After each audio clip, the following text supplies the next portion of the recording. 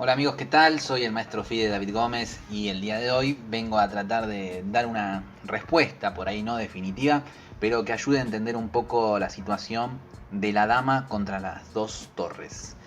Así que bien, ¿cuál será mejor? ¿Qué vale más? A nivel de puntos, la dama nosotros podemos entender que vale 9 puntos, siempre hay una disputa, vale 10, 11 y medio, 12 y 3 cuartos, pero bueno. El valor que tengo establecido yo es que la dama vale 9 puntos y las torres valen 5 puntos cada una. Pero, bien, si jugamos ajedrez hace rato, ya sabemos que más allá del valor estático, concreto que tengan las piezas, después va a depender de lo que esté sucediendo en el tablero. Por eso vamos a ver algunas posiciones donde triunfa la dama, donde triunfa la torre e incluso después vamos a tratar de llegar a alguna conclusión más con una partida modelo que se da entre Ewe, un ex campeón mundial, y una leyenda como es Rubinstein. Así que bien, vamos a arrancar con esta posición. En realidad nada, simplemente dejé las piezas colocadas de esta manera porque dependiendo en realidad de a quién le toque, va a ganar la partida. Por ejemplo, en el caso de la dama, con dama de 7, el rey va a tener que ubicarse en alguna de estas casillas para defender a la torre que está detrás. Y si se ubica en G6, nosotros daremos un jaque en D6 y posteriormente nos comeremos la torre. Si en ese caso viene a G8, bueno, acá la maniobra es un poquito más larga, pero de todas maneras llegamos a capturar la torre. Si en este momento el blanco dice, bueno, paso y juega dama C8, bien, la partida se puede definir del mate escalerita que ya muchos conocemos. Así que, bien, era simplemente un entretenimiento. Así que vamos a ver dos posiciones de problema que en cada caso nos vamos a encontrar con una diferencia. En esta primera posición lo que tenemos que notar es que las torres están coordinadas entre sí. Van a generar amenazas. Por lo tanto, la fuerza de las torres va a ser en relación a su valor cooperativo.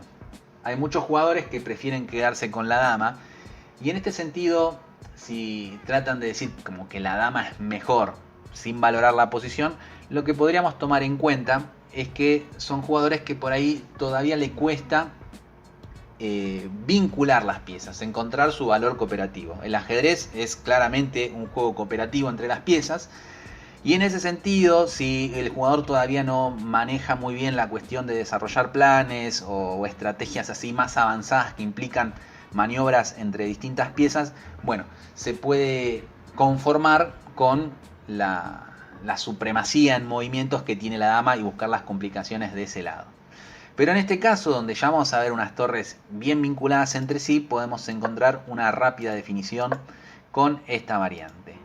Torre 7. Ahora, bueno, vamos a ver que hay distintas variantes. Si la dama se ubica en cualquiera de estas casillas, bueno, va a aparecer el mate que vimos antes con torre B8 o torre E8. En otro caso, si la dama se aleja por esta, vamos a hacer esta variante, si se aleja por esta fila, pueden aparecer maniobras de este estilo, tras lo cual terminaríamos ganando la dama, ¿sí?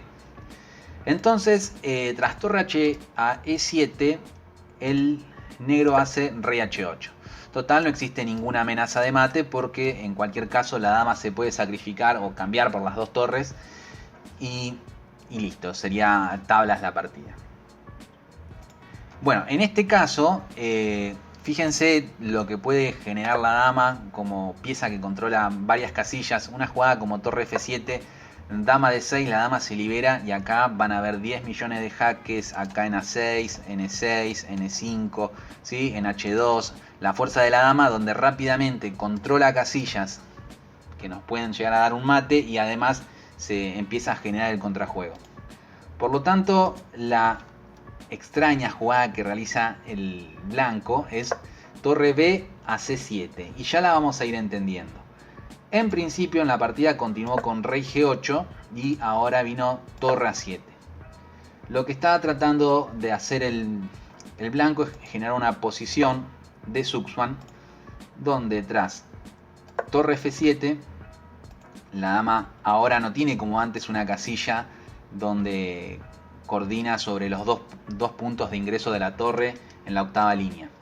Entonces ahora tiene que ubicarse en E8, continúa con rey F2 y nuevamente aparece el mismo problema de antes, que si la dama se aleja por esta columna viene alguno de los mates, o si se mantiene por esta fila, los jaque y después la torre que come por detrás a la dama.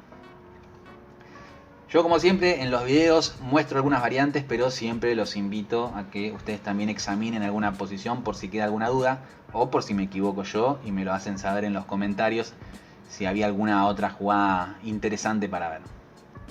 Entonces el negro juega rey G8, torre G7, rey F8 y ahora torre H7. Tras lo cual se amenaza mate y tras rey G8 vino jaque, rey F8 y torre H8 se gana la partida. Estos son posiciones armadas, claramente, por ahí es medio difícil que lleguemos a algo tan drástico donde las dos torres estén en séptima y nuestra dama en primera fila, toda la posición ultra pasiva. Pero sí nos sirve para ilustrar un poquito la cuestión de que dos torres bien coordinadas pueden superar a la dama. En este momento había otra variante que quería ver, que en vez de rey G8 podía ser la continuación dama G8, donde la dama nuevamente se intenta filtrar por algunas casillas. En ese caso vendría rey F1, no rey F2 por el jaque que decíamos en A2. Y tras dama F8, torre F7, dama G8 y rey F2 creando una posición de Zugzwang, donde ya comentamos qué pasaba si se mantenía por una fila o por la columna. Bien, vamos a darle su contraparte a la dama, ¿sí? Pero quiero que vean nuevamente esto, la coordinación de las torres. Ahora vamos en un caso distinto. Bueno, en esta posición vamos a ver que las torres y el rey está todo en una posición un poco apretujada. Por lo tanto es importante tratar de evitar la coordinación de las piezas. Con dama E7, rey G8, lo que logramos acá es que ya haya una ausencia de comunicación. Ahora, un error muy importante sería que la jugada rey G6 vendría torre C6, el rey se tiene que alejar y tras torre H6 las torres se comunicarían, se coordinarían y nuestro rey no podría participar más en conjunto a la dama, por lo tanto la posición sería de tablas. Entonces, la jugada correcta en vez de rey G6 va a ser rey G5, en la cual tenemos controlados todos los jaques posibles, algún contrajuego de nuestro rival, y le exigimos que mueva y en ese mover las piezas se van a descoordinar aún más. Por lo tanto, podemos ver que alguna jugada como torre H1, por ejemplo, vendría dama E6, la torre quedaría casada. Alguna otra continuación como torre C1, bueno, va a ser cuestión de empezar a encontrar los jaques correctos hasta que la torre que no está defendida, vamos a poner rey H7, dama H2, rey G8 y dama 2. Pueden ir viendo el tema de los jaques. La variante es, en este caso ya el negro está perdido. Ahora si rey G7, dama B2. Y si rey F8, viene dama 3. Bien, y si rey H7, que sería la última, dama F7 mate. Entonces, en dicho caso, después de rey G5, una jugada que puede intentar el negro es torre A8. Pero tras dama E6, rey G7, si hubiese hecho rey F8 llegaríamos a la misma posición con dama F6, rey G8, rey G6. Ya la situación es desesperada porque estamos amenazando mate en G7, en F7 y si juega torre A7 vendría el mate en D8. Entonces tiene que hacer una jugada como torre H7, pero en ese caso tras dama E6 el rey no se puede separar de la torre. Vendría rey H8, dama E5, rey G8, dama D5 y se pierde la partida. Por lo tanto, esto ya es el primer paso para entender una diferencia muy importante en nuestras partidas, que es que, a ver, el entendimiento de si vale la pena cambiar una dama por dos torres se va a definir en relación al conjunto de piezas. Si las piezas nuestras, si nuestras torres están coordinadas, es muy probable que sean superior a la dama. Ahora si tenemos, como en estos casos, una torre por un lado y la otra por el otro, bueno, ahí la dama va a poder generar el suficiente contrajuego. Todo esto que vimos por ahí en posiciones armadas los vamos a tratar de ilustrar en la partida. Bien, con piezas blancas, como les dije, va Ewe y, no sé si lo pronuncio bien, y con piezas negras Rubinstein. La partida inicia con caballo F3, D5, D4, caballo F6, E3. La apertura Zukertor, sistema Zukertor Call, tiene un nombre compuesto, creo. Alfil D3, encima digo creo y yo juego esta apertura, pero bueno, no importa. Vino C5 para golpear el centro y en este caso, ya que el alfil quedó cerrado por esta diagonal, el blanco juega con B3. El negro sigue con caballo C6, desarrollo normal de piezas, enroque, alfil D6, alfil B2, controlando algún posible avance N5 que podría también solucionar el juego de este alfil. Continúa con enroque, A3, alguna jugada por ahí para evitar un salto molesto del caballo. Vino B6, caballo E5. El caballo se pone en una posición mucho más agresiva. Alfil B7. Caballo D2. Dama E7. En la apertura la estamos pasando un poco rápido. Estamos viendo un desarrollo bastante normal. Y F4. Bien. Voy a hacer la jugada del negro, que fue torre F8, pero también quiero marcar algunas cositas acá. En este tipo de sistemas, como está haciendo el blanco, claramente se ve que las perspectivas son de ataque, ¿sí? Está llevando todas sus piezas a una ubicación agresiva, como son el alfil, el caballo. Próximamente la torre se puede incorporar y la dama también. Incluso pueden llegar a aparecer algunos planes, ya que si el negro no saca el caballo de F6, que es su principal defensor, pueden existir algunos planes con G4 para sacar el caballo de ahí.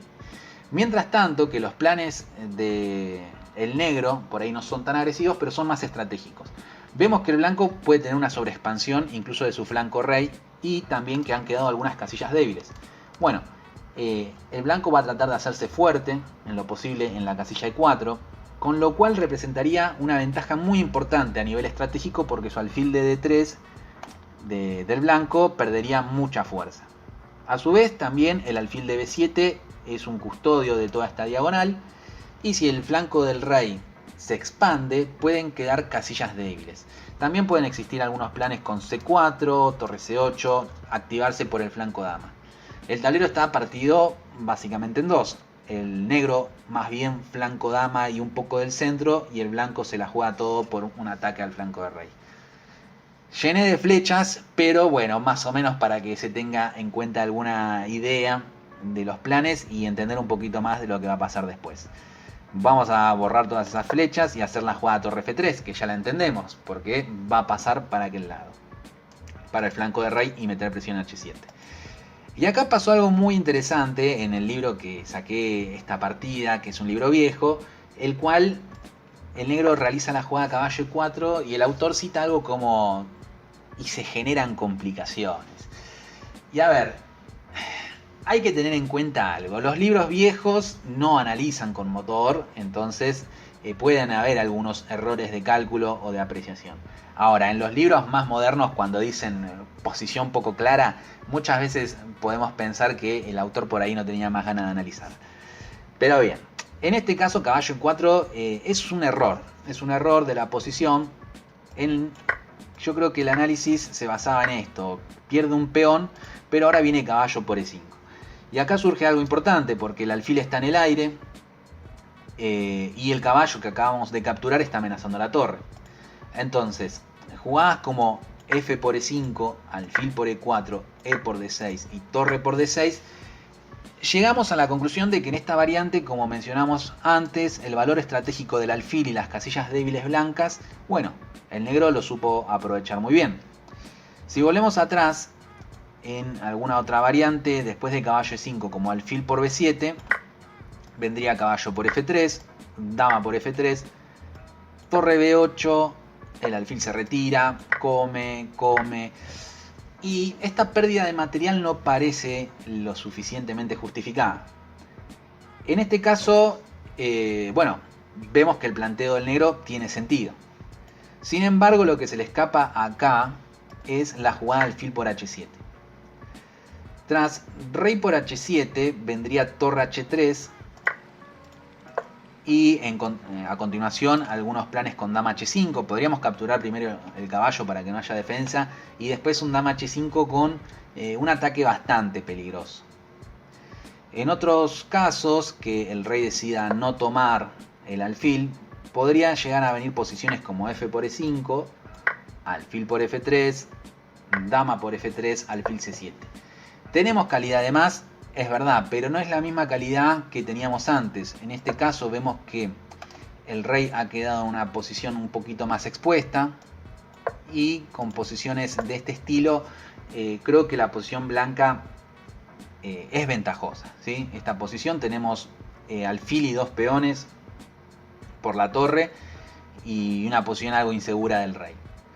Así que bueno, ha sido un error este caballo e4, pero ni el mismo Ewe fue capaz de valorar esto, o por ahí vio algo mejor que en las computadoras, vaya uno a saber, pero en este caso se tiró con la variante torre h3. Continuó con f5, un plan que tiene mucho sentido porque cierra la diagonal definitivamente del alfil.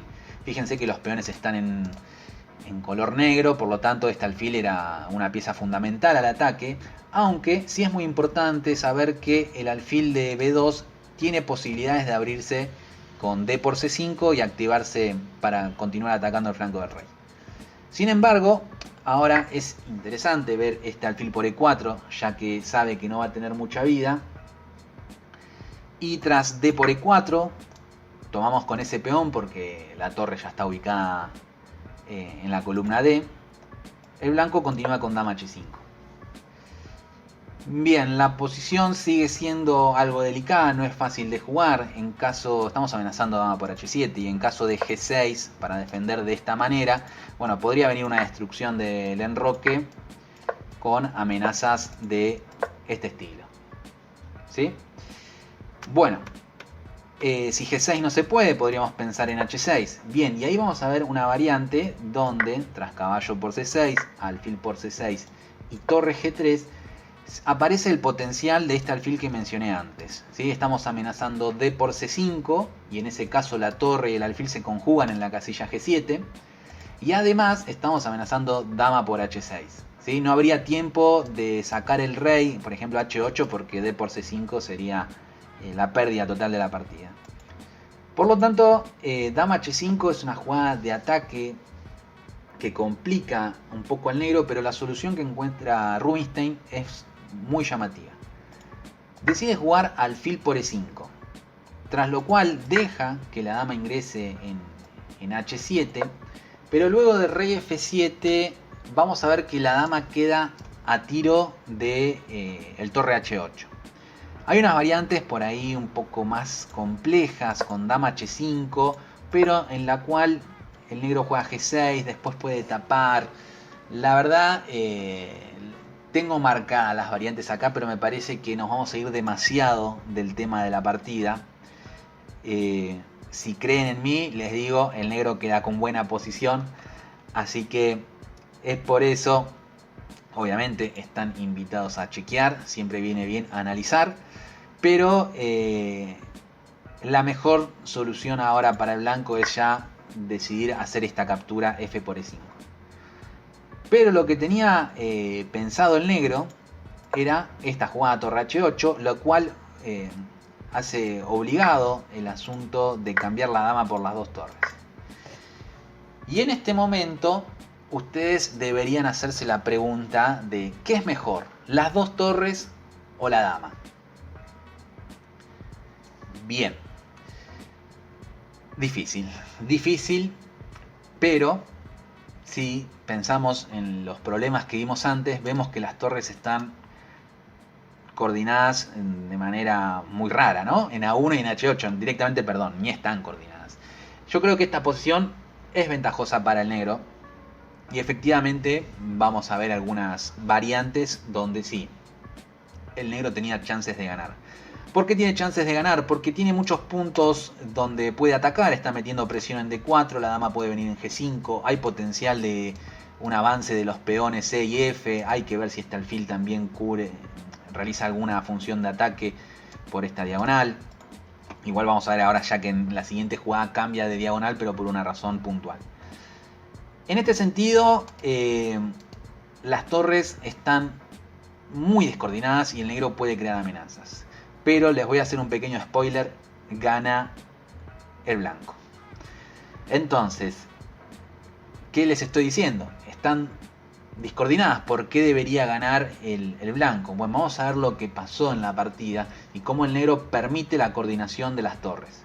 En este caso realiza la jugada alfil A6, que si no la entienden, de vuelta pueden hacer un ejercicio. Siempre esto de parar el video para ver un poco que lo que está pasando les va a servir más que simplemente ver el video de corrido. En este caso la jugada alfil A6 es una jugada importante, no por torre F1, este tipo de jugada, no es que está controlando esa casilla, sino que está controlando el salto del caballo a C4, que podría continuar con la casilla de, luego D6, ¿no? La cual sería un caballo demasiado molesto. Entonces juega caballo F1, tiene todavía las piezas medias raras, fíjense que las capturas en C5 dejarían un poco debilitado los bloques de peones doblados y aislados. Y el negro hizo la jugada dama D7 que justamente iba en esa línea. Estaba esperando que el blanco le tomara o hiciera algo como C3, lo cual dejaría peor ese alfil de B2. Pero es el error de la partida dama D7. Y vamos a ver qué pasó. No sé si dama D7 específicamente, pero es el inicio por lo menos de una mala evaluación. En este momento correspondía jugar algo como C por D4, E por D4, y acá anoten esto porque es importante. Cuando tengan la dama, lo que van a necesitar para que su dama sea activa es abrir la posición lo más posible. Entonces, tras este sacrificio, fíjense cómo ahora la dama empieza a penetrar en la posición del blanco con un jaque, rey H1 y dama por C2. Nuevamente, este es un ejemplo clarísimo de ver cómo una torre en una punta, otra torre acá, un alfil que choca, un caballo que no tiene mucho juego, no están pudiendo coordinarse. Incluso acá, si hace algo como alfil D4, vendría alfil por, torre por y dama D3, y la posición está perdida, ¿sí? La evaluación del negro estuvo correcta, pero siempre lo que es evaluación y resultado no van de la mano. Entonces, ¿qué fue lo que pasó? Que tras dama D7, pensando que iba a ganar ese peón, las blancas realizan una jugada muy interesante que es torre D1. Defienden el peón, pero el negro dice, bueno, pero si defiende el peón, en realidad no defiende el D5 porque la pieza está clavada.